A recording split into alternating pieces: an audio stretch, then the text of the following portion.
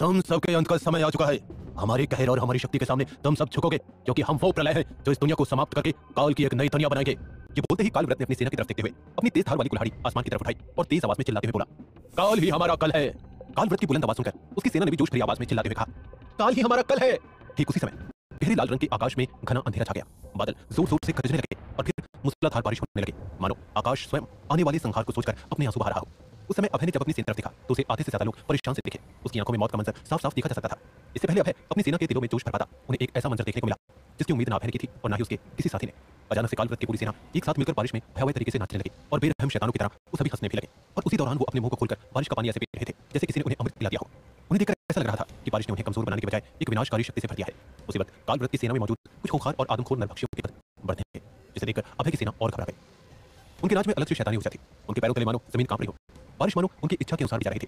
अभय और उसकी सेना ये सब देखकर भौचक्की रह गई। जाहिर सी बात है, बारिश में अपने दुश्मनों को ऐसे नाचते हुए देखना किसी भी सेना को विचलित करने के लिए काफी था। तभी अभय के करीब धनीराम भागते हुए आया और वो घबराती हुई आवाज में बोला, जिसका डर था वही हुआ। कालव्रत का काल अब अपने चरम पर पहुंचने वाला है। उसकी सेना के सौंदर्य में हमारा अंत छुपा है और अब उनकी आनी चीखें हमारी मौत का संगीत बनेगी, क्योंकि अब उनके साथ खुद उनके विनाश की देवी है। ये सुनकर अभय ने गंभीरता से पूछा, मैं कुछ समझा नहीं धनीराम। धनीराम ने कांपते हुए जवाब दिया, इनका ये नृत्य साधारण नहीं है अभय। ये बारिश शक्तिशाली काली जादू से भरी हुई है जो उन लोगों को अपार शक्ति प्रदान कर सकती है। तकरीबन 1000 साल पहले नोवा प्लेनेट में दो भाई रहते थे, इब्लिश और हलमकिया। उनकी एक बहन भी थी जिसका नाम कलिस्ता था। कलिस्ता अपने दोनों भाइयों की बहुत प्रिय थी और उसे नृत्य करना बहुत पसंद था। लेकिन एक दिन कलिस्ता अपने भाइयों को छोड़कर अपने प्यार काबूस के साथ रहने मंत्रभूमि भाग गई। काबूस ना तो ताकतवर था और ना ही अकलमंद, लेकिन उसकी काली विद्या पर पकड़ मजबूत थी। काबूस अपनी काली विद्या से बिना जंग किए ही अपने सामने वाले प्रतिद्वंदी को मार दे देता था। काबूस ने कलिस्ता को अपनी काली माया के जाल में फंसाया था। इसके बाद काबूस ने कलिस्ता के साथ मिलकर एक ऐसी सेना बनाई जो काली शक्तियों का इस्तेमाल करके किसी को भी अपना गुलाम बना लेती थी। उनका मानना था कि मंत्रभूमि सिर्फ उनकी है और कोई इंसान उनकी भूमि पर नहीं रह सकता। इस दौरान कलिस्ता के दोनों भाइयों ने उसे मारने की योजना को अंजाम दिया। उन्होंने काबूस और कलिस्ता को मंत्रभूमि में घेर दिया और दोनों को बेरहमी से मार डाला। उस समय कलिस्ता बारिश में नाच रही थी, लेकिन उसे मारने के बाद उन्हें मालूम हुआ कि कलिस्ता गर्भवती थी। इस सच का पता चलते ही दोनों भाइयों के दिलों में भारी पश्चाताप जाग उठा। उन्होंने अपनी बहन को मारने के अपराध में खुद को ही खत्म करने का फैसला किया। धीरे धीरे साल और सदियां बीती गई। अच्छे और ईमानदार लोग मंत्रभूमि में रहने की कोशिश करते रहे, लेकिन जब भी बारिश होती तब उन्हें या तो किसी शैतान ने मार डाला या किसी और वजह से उनकी मृत्यु हो जाती। वर्षों और युगों के बाद भी मंत्रभूमि रहने लायक नहीं हुई। यहाँ सिर्फ शैतान और दानव ही रह सकते थे और जब भी यहाँ निरंतर हत्या होती तब बारिश जरूर होती थी। वे शैतान मानते थे कि जब भी मंत्रभूमि में बारिश होती है तब मौत का तांडव होना चाहिए और उन्हें उनकी माता कलिस्ता की तरह नृत्य करना चाहिए। और आज इस मंत्रभूमि को डेडली ग्राउंड के नाम से जाना जाता है। यहाँ सिर्फ मौत और काल राज करता है। इसीलिए इस बारिश में कालव्रत की पूरी सेना इस बात से खुश होकर नाच रही है कि उनकी माता उनके साथ है और अब उन्हें जीतने से कोई नहीं रोक सकता। इस सुनकर अभय के पैरों तले जमीन खिसक गई। ठीक उसी वक्त उसके बगल में खड़ा शुभम चारों तरफ देखते हुए बोला, जिस मिट्टी पर ही अच्छे इंसानों की मौत लिखी हो उस भूमि पर हम कैसे जीतेंगे। इससे पहले अभय कोई भी जवाब देता तभी सुजीत खुश बोला, अगर हम जान चुके हैं कि ये जगह हमारे लिए नरक है तो क्यों ना हम कुछ वक्त के लिए यहाँ के सबसे बड़े शैतान बन जाए। मैं कुछ समझा नहीं सुजीत घोष।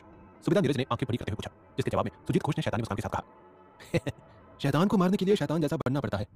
हम यहाँ अपने दिलों में दुनिया के लिए भलाई लेकर आए हैं, लेकिन अब हमें अपनी सोच को और घातक बनाना होगा। अब हम दुनिया के बारे में नहीं सिर्फ खुद के बारे में सोचेंगे।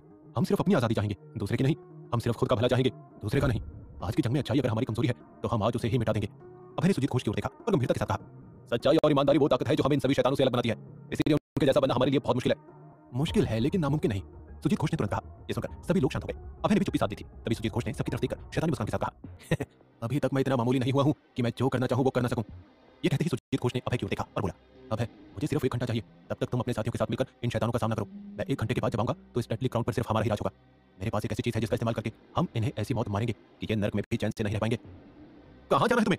धनीराम ने पूछा, जिसके जवाब में सुजीत घोष ने कहा, मुझे अपने बेस पर वापस जाना है। ये सुनते ही धनीराम ने कहा, मैं भी चलूंगा तुम्हारे साथ। इससे पहले सुजीत घोष कुछ भी बोलता सुधीर मलिक ने कहा, हाँ धनीराम तुम भी जाओ इसके साथ। माना कि सुजीत घोष हमारा साथ देने के लिए आया है, लेकिन मैं ये नहीं भूल सकता कि ये साथ भी उन्हीं का देता है जो ताकतवर है।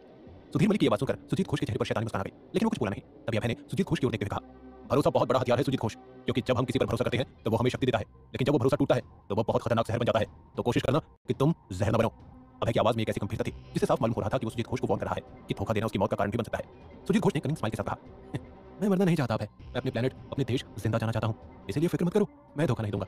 सुजीत घोष की बात सुनकर अभय ने तुरंत कहा, साथियों जब तक सुजीत घोष वापस नहीं आएगा तब तक मैं अकेले कालव्रत की सेना का सामना करता हूं और उनका ध्यान भटकाता हूं, और बाकी तुम सभी लोग red rangers, blue rangers, purple rangers के साथ साथ चारों परिवारों के लीडर्स को खत्म करने में जुट जाओ, क्योंकि बारिश की वजह से ताकत सिर्फ कालव्रत की सेना में बढ़ी है, चारों परिवार की सेना में नहीं। इस सुनकर मेघा ने कहा, अभय मैं भी तुम्हारे साथ। इससे पहले मेघा आगे कुछ कहती, अभय ने अपना हाथ उठाकर उसे रोकते हुए कहा, मेघा इस वक्त सबकी सुरक्षा मेरी जिम्मेदारी है। ये युद्ध एक ऐसा तूफान है जिसमें हम सबको अपना अपना किरदार निभाना होगा। तुम्हारा किरदार है चारों परिवारों की सेना को खत्म करने का और मेरा कालव्रत की सेना से खुद की सेना को बचाने का। तभी सानिया बोली, अभय तुम मेरी बात मानोगे या नहीं, मुझे उससे कोई फर्क नहीं पड़ता। मैं तुम्हें सिर्फ यही बोलूंगी कि मैं तुम्हारे साथ कालव्रत की सेना का सामना करूंगी। जैसे ही मेघा कुछ बोलने लगी वैसे ही सुधीर मलिक बोले, हाँ अभय तुम अकेले नहीं जाओगे, इसलिए तुम सानिया को अपने साथ ले जाओ। मेघा हमारे साथ चलेगी क्योंकि उसने पहले भी रेंजर्स का सामना किया है। और कालव्रत उसका क्या? शुभम ने पूछा, जिसके जवाब में सुबेदार नीरज ने दुखी आवाज में कहा, जब तक सुजीत घोष नहीं आता तब तक कालव्रत का सामना करना बेवकूफी है, इसीलिए हमें ना चाहते हुए भी अपनी सेना की उस टुकड़ी को उसके सामने भेजना होगा जो गिनती में ज्यादा है। इससे सिर्फ यही होगा कि वो कालव्रत का ध्यान भटका कर रखेंगे। ठीक उसी वक्त कालव्रत अपनी सेना की तरफ चिल्लाते हुए बोला, सभी को खत्म करो, एक भी इंसान को जिंदा मत छोड़ना। आज माता हमारे साथ है क्योंकि काल ही हमारा कल है। ये सुनते ही उसकी सेना जोर से चिल्लाई, काल ही हमारा कल है, काल ही हमारा कल है। ये चिल्लाते ही काल व्रत की सेना अभय की सेना की तरफ भागने लगी। लगातार बारिश होने की वजह से काल व्रत की सेना की भागने की शक्ति भी दोगुना बढ़ गई थी और उन्होंने फिर एक साथ एक भयानक हमला किया। उनका सामना करने के लिए अभय और सानिया भी उनकी तरफ भागे। काल व्रत की सेना एक सैलाब की तरह अभय और सानिया पर टूट पड़ी। अभय और सानिया दोनों अपनी पूरी ताकत से लड़ रहे थे, लेकिन अंदर ही अंदर उन्हें मालूम था कि दुश्मनों की संख्या कभी खत्म नहीं होने वाली है। सानिया एक बहादुर की तरह अभय के साथ मिलकर काल व्रत की सेना से लड़ रही थी। उसकी तलवार तेजी से चल रही और उसके हाथों में अद्भुत शक्ति थी। वो दुश्मनों को लगातार मार रही थी, लेकिन उसके सामने खड़ी दीवार की तरह काल व्रत की सेना की संख्या कम ही नहीं हो रही थी। जब वो एक दुश्मन को गिराती तब उसके सामने दो और दुश्मन आ खड़े होते।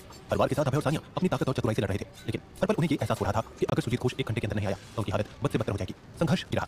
अभय और सानिया एक दूसरे के साथ मिलकर दुश्मनों को हराने में लगे रहे। वे लगातार लड़ते रहे, पर अब उनकी हिम्मत कम होती जा रही थी। एक और हमला हुआ। अभय को तेजी से दुश्मन को गिरा दिया। उसके बाद उसने देखा कि सानिया भी एक दुश्मन से लड़ रही थी। उसकी आंखों में एक नई चमक थी और उसने अपनी पूरी शक्ति से उस पर वार किया। वहीं दूसरी ओर अपनी आंखों में नफरत और हाथों में कुल्हाड़ी लिए काल व्रत आगे बढ़ रहा था। अपनी कुल्हाड़ी से वो अभय की सेना के जांबाज सैनिकों को धड़ से अलग कर देता था। खून की धार उसके पैरों के चारों ओर फैल चुकी थी। हर कदम के साथ उसने दुश्मनों को काटने और खत्म करने में कोई दया नहीं दिखाई थी। उसकी कुल्हाड़ी का वजन और उसकी ताकत दोनों ही उसे एक खतरनाक योद्धा बनाते थे। उसके सामने कोई टिक नहीं पाता था। जिधर जिधर से वो गुजर रहा था वहां मौत अपना रास्ता बना लेती थी। बारिश में उसकी गाड़ी की भार चमक रही थी। उसके चेहरे पर एक शैतानी मुस्कान थी। वो दुश्मनों को तड़पा कर खत्म कर रहा था। जब भी कोई सैनिक उसे देखकर भागने की कोशिश करता, काल व्रत अपनी कुल्हाड़ी को और तेजी से घुमाते हुए रोक देता। उसकी क्रूरता का कोई अंत नहीं था। उसके चारों ओर बिखरे शव उसकी ताकत की गवाही दे रहे थे। एक पल में उसने चार दुश्मनों को एक साथ गिरा दिया। हर वक्त के साथ उसकी ताकत और भी बढ़ती जा रही थी और अभय की सेना को आशा की कोई किरण नहीं नजर आ रही थी। वो आगे बढ़ता रहा और उसकी कुल्हाड़ी के हर वार से अभय की सेना की संख्या कम हो रही थी। एक तरफ जहां काल व्रत तबाही मचा रहा था, वहीं दूसरी ओर अभय और सानिया काल व्रत की सेना को रोकने में लगे हुए थे। इन सबके बीच अभय की एक और सेना थी, जिसमें भीका महाबली, सूरा शुभम, गौतम विनी, सुबेदा नीरज और सुधीर मलिक थे। उनके सामने थी चारों परिवारों की सेना और वो सभी रेंजर्स जिन्होंने अर्थ में तबाही मचा रखी थी। उनको देखकर सुधीर मलिक गुस्से में टांग पीसते हुए बोले, जिनकी वजह से तबाही की शुरुआत हुई है, अब उन्हीं को खत्म करने का वक्त आ चुका है।